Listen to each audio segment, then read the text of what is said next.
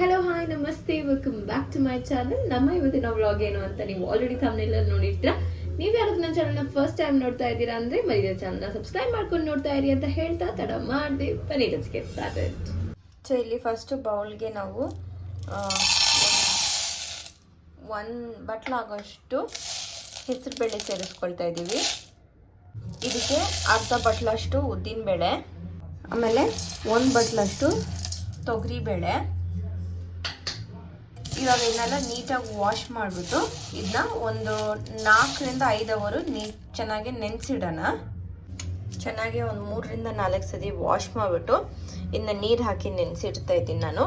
ನೀವು ಇದರಲ್ಲೇ ಮಿಲೆಟ್ಸ್ ಯಾವುದಾದ್ರೂ ಇದ್ರೆ ನೀವು ಮಿಲೆಟ್ಸ್ ಕೂಡ ಸೇರಿಸ್ಕೋಬೋದು. ನಾನಿಲ್ಲಿ ಮಿಲೆಟ್ಸ್ ಸೇರಿಸ್ತಾ ಇಲ್ಲ, ಬರೀ ಬೇಳೆ ಹಾಗೂ ಕಾಳಿಂದ ಮಾಡ್ತಾ ಇದ್ದೀನಿ. ಇವಾಗ ಇದು ಒಂದು 4 hours ಚೆನ್ನಾಗಿ ನೆನಿಲಿ. ಅದಾದ್ಮೇಲೆ ಇದನ್ನ ರುಬ್ಕೊಳ್ಳೋಣ. 8 hour ಚೆನ್ನಾಗಿ ನೆಂದಿರುವಂಥ ಕಾಳು ಹಾಗೂ ಬೇಳೆ ನೋಡ್ಬೋದು ಎಷ್ಟು ಚೆನ್ನಾಗಿ ನೆಂದಿದೆ ಅಂತ. ಇವಾಗ ಇದನ್ನ ಒಂದು ಮಿಕ್ಸಿ ಜಾರ್ಗೆ ಹಾಕೊಂಡು ಚೆನ್ನಾಗಿ ದೋಸೆ ಹಿಟ್ಟಿನ ಅದಕ್ಕೆ ರುಬ್ಕೊಳ್ಳೋಣ.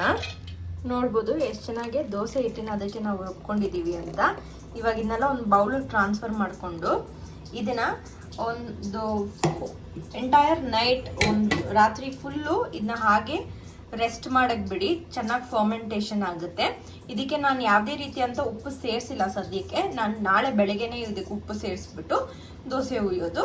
ಸೊ ಇದನ್ನ ಹಾಗೆ ಟೇಬಲ್ ಕೌಂಟರ್ ಮೇಲೆ ಇಟ್ಟು, ಆದರೆ ಒಂದು ಹೆಂಚು ಬಿಸಿ ಮಾಡಿಬಿಟ್ಟು ಲೈಕ್ ಕ್ಲೈಮೇಟ್ ನಿಮಗೆ ನೋಡಿಕೊಂಡು ಹೆಂಚು ಬಿಸಿ ಮಾಡಿಬಿಟ್ಟು ಅದ ಮೇಲೆ ಇಡಿ. ಇಲ್ಲಾಂದರೆ ಇದನ್ನ ಹಾಗೆ ಇಡಿ, ಚೆನ್ನಾಗಿ ಫರ್ಮೆಂಟೇಷನ್ ಆಗಲಿ. ಗೈಸ್ ಇವಾಗ ಬೆಳಗ್ಗೆ ಆಗಿದೆ, ನೋಡ್ಬೋದು ಓವರ್ ನೈಟ್ ನಾವು ಇಟ್ಟಿರೋದಕ್ಕೆ ಎಷ್ಟು ಚೆನ್ನಾಗಿ ಫರ್ಮೆಂಟ್ ಆಗಿದೆ ಅಂತಂದ್ಬಿಟ್ಟು. ಬ್ಯೂಟಿಫುಲ್ ಆಗಿದೆ. ಇವಾಗ ಇದನ್ನೆಲ್ಲ ಚೆನ್ನಾಗಿ ಕಲಿಸ್ಕೊಟ್ಬಿಟ್ಟು ಇದಕ್ಕೆ ನಾವು ಸೋಡಾ ಹಾಕಿಲ್ಲ. ನಿಮಗೆ ನೆನ್ನೆನೆ ನಾನು ತೋರಿಸಿದೆ, ಸೋಡಾ ಉಪ್ಪು ಏನೂ ಹಾಕಿಲ್ಲ. ಸೊ ಅದಕ್ಕೆ ನಾವು ಇವಾಗ ಈ ಸ್ಟೇಜಲ್ಲಿ ಒಂಚೂರು ಉಪ್ಪು ಹಾಕ್ಕೊಳ್ತಾ ಇದ್ದೀನಿ. ನಾನು ಸೋಡಾ ಹಾಕಿಲ್ಲ ಆ್ಯಂಡ್ ಹಾಕ್ತಾನೂ ಇಲ್ಲ, ಹಾಗೆ ಮಾಡ್ತಾ ಇದ್ದೀನಿ. ಇನ್ ಕೇಸ್ ದೋಸೆ ಏನಾದರೂ ಎದ್ದಿಲ್ಲ ಅಂದರೆ ಆವಾಗ ಒಂಚೂರು ಸೋಡಾ ಹಾಕ್ಕೊಳ್ಳೋಣ. ಇನ್ ಕೇಸ್ ನಿಮಗೆ ಇಡ್ಲಿ ಮಾಡಬೇಕು ಅಂದರೆ ಇದೇ ಬ್ಯಾಟರಲ್ಲಿ ಇಡ್ಲಿ ಕೂಡ ಸಹ ಮಾಡ್ಬೋದು, ಚೆನ್ನಾಗಾಗುತ್ತೆ.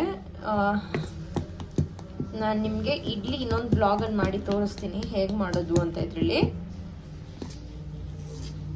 ಇವಾಗ ಇದನ್ನ ನೀಟಾಗಿ ಕಲಿಸ್ಕೊಟ್ಬಿಟ್ಟು ಚೆನ್ನಾಗೆ ಒಂಚೂರು ಉಪ್ಪು ಹಾಕ್ಕೊಳ್ಳೋಣ, ರುಚಿಗೆ ತಕ್ಕಷ್ಟು. ಇವಾಗ ನಾನು ಇದಕ್ಕೆ ಉಪ್ಪು ಸೇರಿಸ್ತಾ ಇದ್ದೀನಿ. ಉಪ್ಪು ಸೇರಿಸ್ಕೊಂಡು ಚೆನ್ನಾಗಿ ಮಿಕ್ಸ್ ಮಾಡಿಬಿಟ್ಟು ಒಂದೊಂದೇ ದೋಸೆ ಹುಯ್ಕೊಳ್ಳೋಣ. ನೋಡ್ಬೋದು ದೋಸೆ ಹಿಟ್ಟಿನ ಅದಕ್ಕೆ ಎಷ್ಟು ಚೆನ್ನಾಗಿ ನಾವು ಮಿಕ್ಸ್ ಮಾಡ್ಕೊಂಡಿದ್ದೀವಿ ಅಂತ. ನಾವು ರುಬ್ಬೇಕಾದ್ರೆ ಎಷ್ಟು ತೆಳ್ಳಗೆ ರುಬ್ಕೊಂಡು, ಸೊ ಅದಕ್ಕೆ ಅಡಿಷ್ನಲ್ ಆಗಿ ನಾವು ಯಾವುದೇ ರೀತಿಯಾದಂಥ ನೀರು ಸೇರಿಸಿಲ್ಲ. ಸೊ ಇವಾಗ ಒಂದೊಂದೇ ದೋಸೆ ಹುಯ್ಕೊಳ್ಳೋಣ. ಸೂಪರಾಗಿ ಪೇಪರ್ ದೋಸೆ ಥರ ಬರುತ್ತೆ, ತೆಳ್ಳಗೆ ಕ್ರಿಸ್ಪಿಯಾಗೆ. ಇವಾಗ ಇದಕ್ಕೊಂಚೂರು ಎಣ್ಣೆ ಹಾಕ್ಕೊಳ್ಳೋಣ. ನಾನಿಲ್ಲಿ ಕಡಲೆಕಾಯಿನ ಯೂಸ್ ಮಾಡ್ತಾ ಇದ್ದೀನಿ, ನೀವು ಯಾವ ಎಣ್ಣೆ ಬೇಕೋ ಅದನ್ನ ಹಾಕ್ಕೊಳ್ಳಿ. ಇವಾಗ ಇದು ಒಂದು 5 minutes ನೀಟಾಗಿ ರೋಸ್ಟ್ ಆಗಲಿ. ಇದೇನಿದೆ ಇದೆಲ್ಲ ಬ್ರೌನ್ ಆಗಿ ಬರಲಿ. ಅದಾದ್ಮೇಲೆ ಇದನ್ನ ತಿರುಗಿಸ್ಕೊಳ್ಳೋಣ. ಸೂಪರ್. ಇವಾಗ ನೋಡ್ಬೋದು ಇದು ಬ್ರೌನ್ ಆಗ್ತಾ ಇದೆ. ಇವಾಗ ದೋಸೆ ತಿರುಗಿಸ್ಕೊಳ್ಳೋಣ ನಾವು. ಎಷ್ಟು ಚೆನ್ನಾಗಿ ಕ್ರಿಸ್ಪಿಯಾಗಿ ಬಂದಿದೆ ಅಂತ. ಇವಾಗ ಇಲ್ಲೊಂದು ಈ ಸೈಡ್ ಒಂದು 2 minutes ರೋಸ್ಟ್ ಆಗಲಿ ಸಾಕು, ಜಾಸ್ತಿ ರೋಸ್ಟ್ ಆಗೋಷ್ಟು ಅವಶ್ಯಕತೆ ಇಲ್ಲ. 2 minutes ಆಗಿದೆ, ನೋಡ್ಬೋದು ಎಷ್ಟು ಚೆನ್ನಾಗಿ ರೋಸ್ಟ್ ಆಗಿದೆ ಅಂತ ಅಂದ್ಬಿಟ್ಟು. That is it guys. ಎಷ್ಟು ಸಿಂಪಲ್ ಆಗಿ ದೋಸೆ ಮಾಡೋದನ್ನ ಅಂತ ನಾನು ನಿಮಗೆ ಹೇಳ್ಕೊಟ್ಟಿದ್ದೀನಿ. ಇದಕ್ಕೆ ಒಂದು ಒಳ್ಳೆ ಆನಿಯನ್ ಚಟ್ನಿ, ಎಲ್ಲ ಖಾರವಾಗೆ ತೆಂಗಿನಕಾಯಿ ಚಟ್ನಿನೋ ಇಲ್ಲ ಶೇಂಗಾ ಚಟ್ನಿನೋ ಮಾಡಿಕೊಂಡು ಸರ್ವ್ ಮಾಡ್ಕೊತೀನಿ. So that is it for today's vlog guys. With this I end my vlog here ಅಂತ ಹೇಳ್ತಾ, ಇನ್ನೂ ಹೆಚ್ಚು ವೀಡಿಯೋಸ್ಗೋಸ್ಕರ ನನ್ನ ಚಾನಲ್ನ ಇದೇ ರೀತಿ ಸಬ್ಸ್ಕ್ರೈಬ್ ಮಾಡ್ಕೊಂಡು ನೋಡ್ತಾ ಇರಿ ಅಂತ ಹೇಳ್ತಾ, thank you so much for watching.